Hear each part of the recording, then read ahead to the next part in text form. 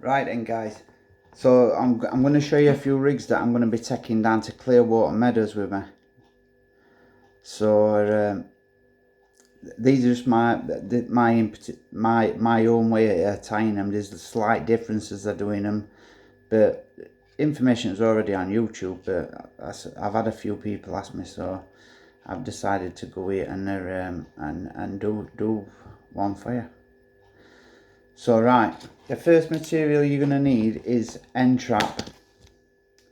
N-Trap and semi-stiffs a great material as well. So if you've got semi-stiff, it's just as good. I have actually got semi-stiff and the SP version in my rig box, but I'm using N-Trap soft for this because it's going in a PVA bike. So you're going to need that. You're also going to need a hook of your choice, which I go with a curve shank. And I use, at the minute, I'm using Ridge Monkey, size 6. So, the first thing you're going to want to do is you're going to want to get a length for the N-Trap, either semi-stiff or soft, about 8" long, which you might seem that that's long. I do waste a bit of material, but I'd rather have it long than tight and it be short, and it's not very often as well I'll knot this end, because I may want it long, I may want to shorten it down, so it's not very often I'll put a knot in this end. I always leave it loose. So the first thing you want to do is you want to form a balloon in your material, which most of you will know this, and you'll think he's telling us something we already know. But like again, I've just said again, a lot don't. So that's what you're forming in the end of it, right? Once they're together like that, the two materials are side by side, just pinch them together. Just pinch them together like that, right? And then form a loop in it, like that. This loop here, this one, now that's trapped between your fingers, twist, catch it in between your fingers. The one that's off to the side, pass it through that loop and then pull it tight. And then from doing that, you will get that, which you may know a different knot, but it's just a figure-8 loop knot is by far best knot I've known for it. And always test them as well. I mean, I always test them.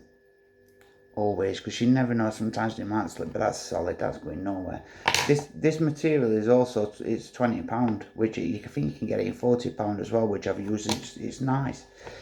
Right, so now, and then what you want to do then is pass the loop you've formed through the eye of the hook, but the point side, you want to go through the point side, so you're going away from the point, so you're getting that. And then you can, let me see if I can find a better one than that, to be perfectly honest with you. All right.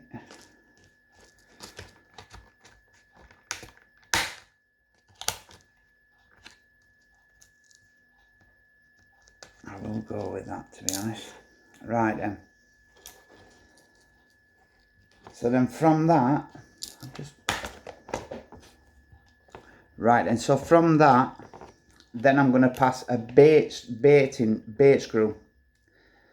I do like the plastic ones better, actually, to be honest with you, but this is all I've got to hand, and I ain't really bothered about the little bit of extra weight that you get with metal as well. Now make sure that that loop is not twisted in any way, because if it's twisted, then it will affect its hooking capabilities. And then pass that back over the hook and then pull it down on itself. So then you're forming that.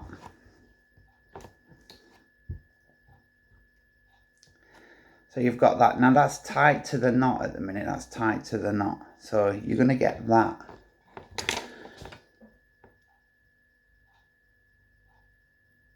Sorry, it's a bit difficult to do this. You're going to get that. Now this part here of the loop bit here with the bait needle on, you want the top of that loop to be opposite the barb. So just pull it down, just tease it down until it's opposite the barb. But you want a little bit of play in it. So really, you want in that. So when it's pulled straight, it will come to that. It will be formed like that.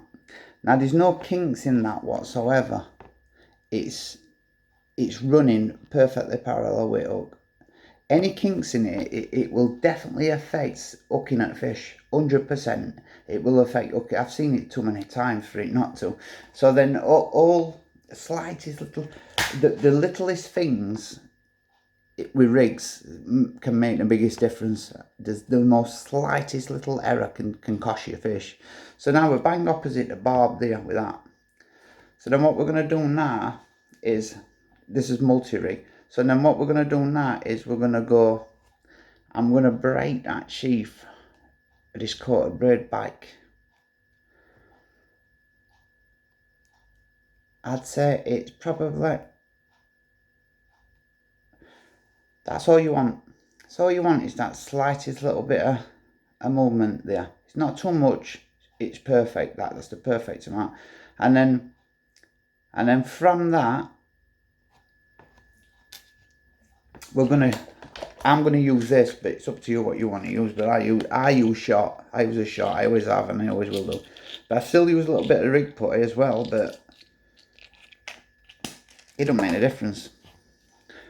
So I use a shot, and I put the shot on just below the break in the material.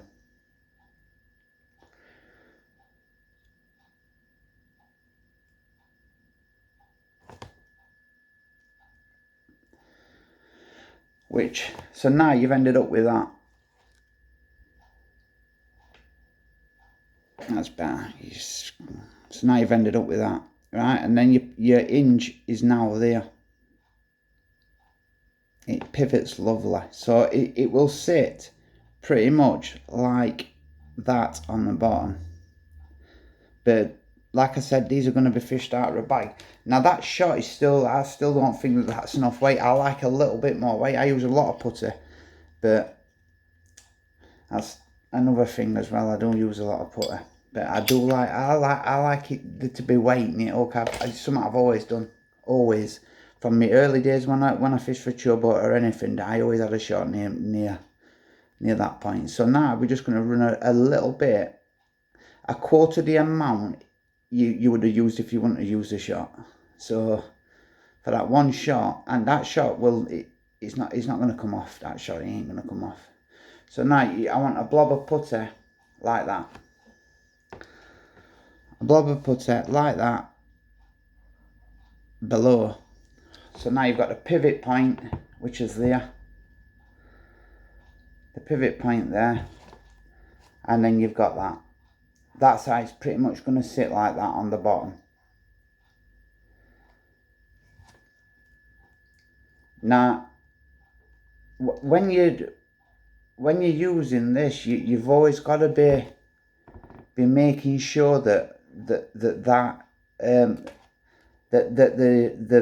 the piece what you've took over your hook there, the actual loop which is formed, it's called a slip D. The D you form there, always make sure it is opposite the barb, always. So what I do is, before I cast out, I put a little bit of PVA foam on. So I put a little bit of PVA foam on, and it just maintains, it makes sure that it don't go anywhere. It's not going anywhere, you know what I mean? It's not gonna, and also it gives me a sight marker as well for when I'm for when bait's got to the bottom, PVA nugget floats to the top, and I know exactly where my rig is, so I'm baiting precise, even though I never bait that precisely. So now what you're going to end up with now is